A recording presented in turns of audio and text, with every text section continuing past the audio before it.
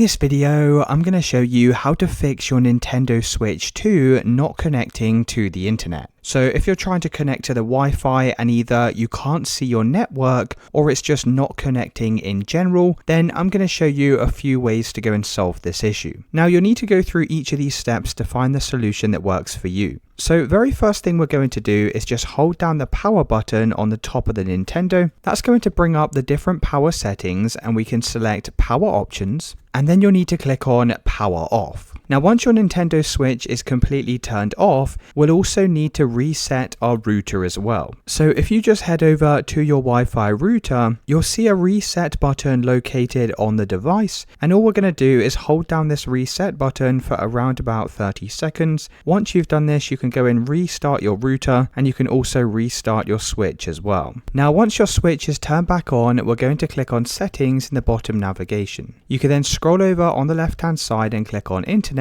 and then you can click on internet settings. Now go and click on your Wi-Fi connection from the list, and you can press change settings. You can then scroll down to IPv6 connection, and you can try turning this off. You can then scroll down to DNS settings and click on this, and change automatic to manual, and then click on primary DNS. Now go and delete all of the numbers inside of here, and we're going to type in the following: 8.8.8.8 and then press OK. You could then click on secondary DNS. We're going to delete all of these numbers, and you need to type in 8.8.4.4 and then press OK. You can then go and save these changes, and you can check to see if the Wi-Fi is now working. If you're still having an issue, then go and click on your Wi-Fi network again, click on change settings, and then you'll need to scroll down to where it says MTU and click on this. You then need to change this to 1500, and this is just going to give us a bigger packet size. Make sure auto connect at the bottom is turned on,